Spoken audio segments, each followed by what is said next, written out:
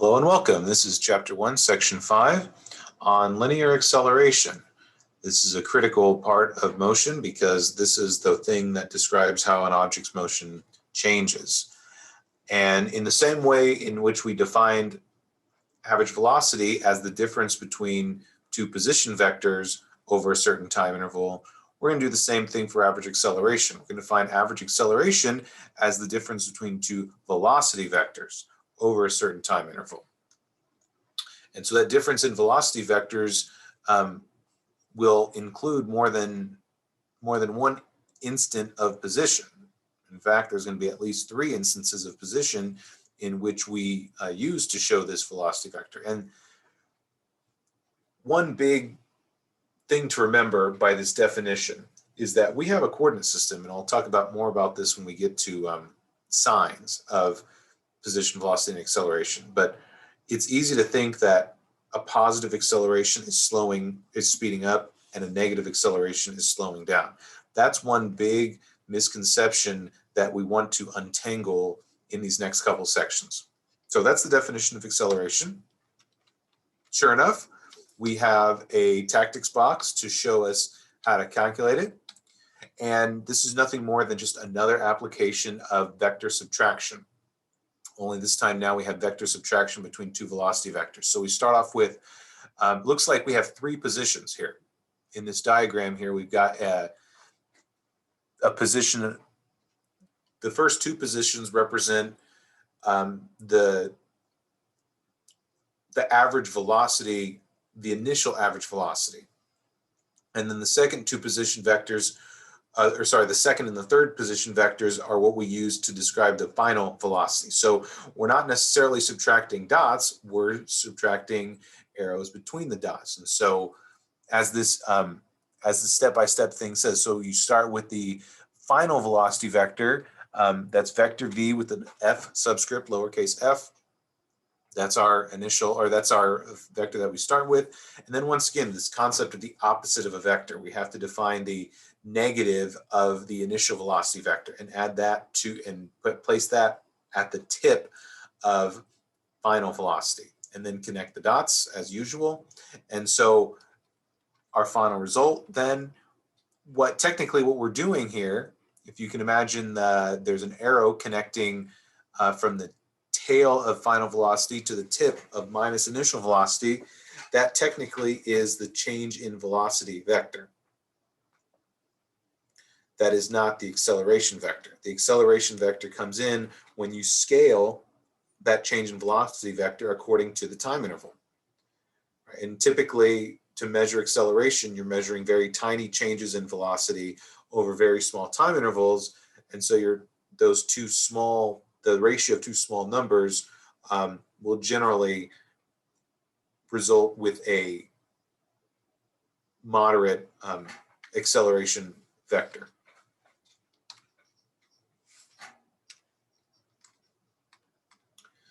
All right, and so how do we write it out? Okay, we found the acceleration. So again, this is a continuation of this tactics box 1.3.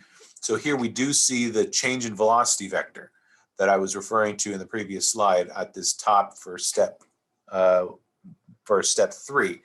We have the change in velocity vector, and only when we scale it by the time interval divided by the time interval do we get an acceleration vector. And notice how and as it says down here, on our motion diagram, where do we put the acceleration vector? Well, we can't connect the dots anymore, they're already connected. So we're in a sense sort of connecting the arrows. We're connecting the arrows, and so we need all of this for a single acceleration vector. We need 3 different positions. We need 2 separate average velocities. And once we have 2 separate average velocities, now we can define a difference between those divided by time to get your acceleration. So your acceleration vector is going to be written on the middle of those 3 dots. So in order to make a complete motion diagram, you need at least 3 position vectors to get a concept. And so with 3 position vectors, you only get 2 average velocities, and you only get a single acceleration vector.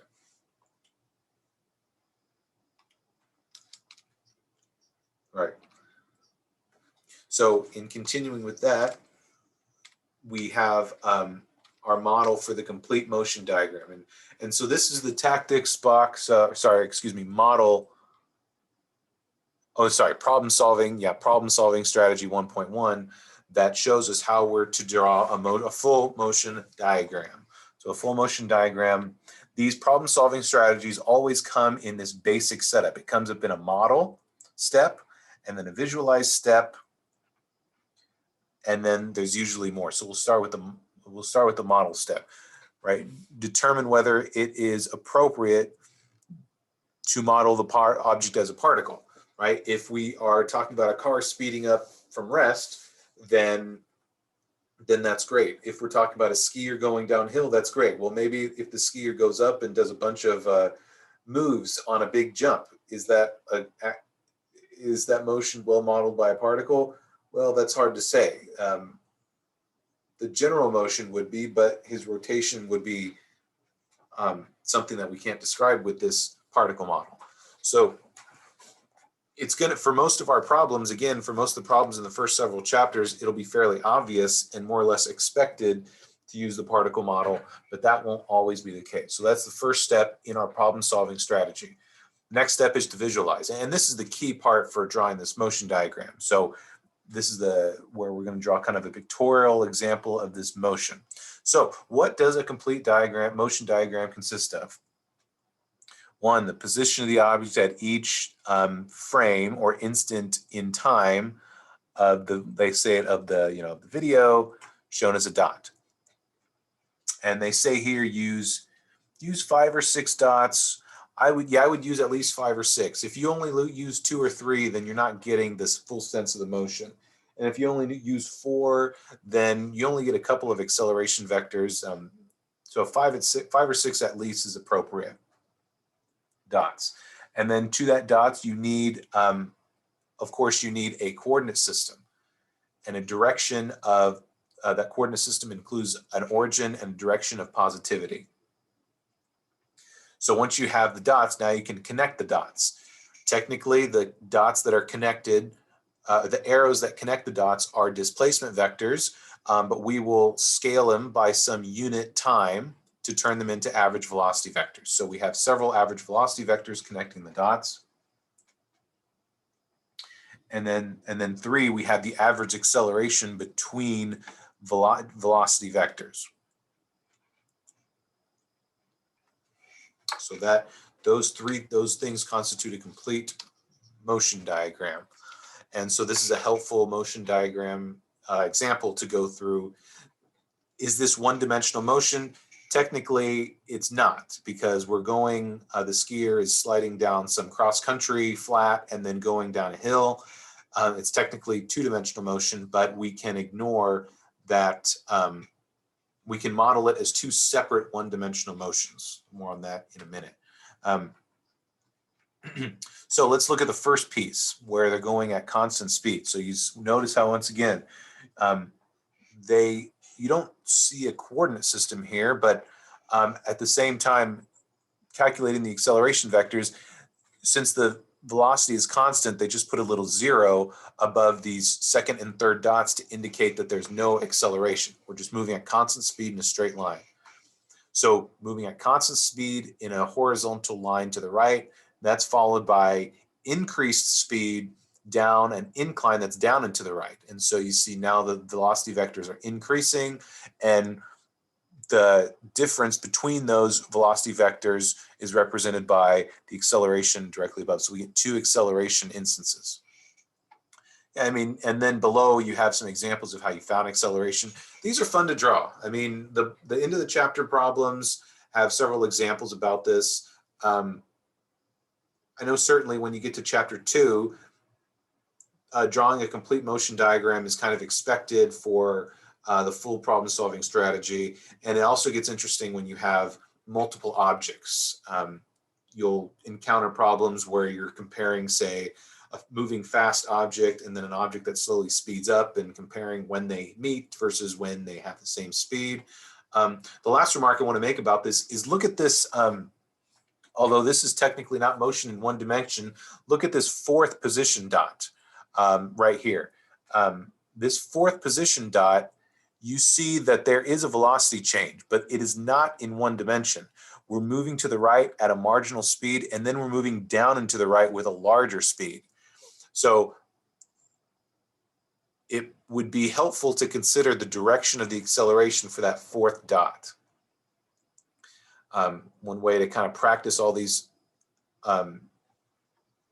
definitions is to look at that fourth dot right there, where you turn, where you go from moving straight to the right to down and to the right, and ask yourselves, well, what would be the direction of the acceleration there? That forces you to kind of do the problem and see what the direction of the acceleration is. It turns out to be, if you look at it, it turns out to be down and to the right. So that concludes this example, and that concludes this video on linear acceleration. In the next section, we'll put it all together and talk about some very important facts about motion in one dimension in general, the signs, and also switching over from diagrams to graphs. So as usual, thanks for your time, and we'll see you on the next video.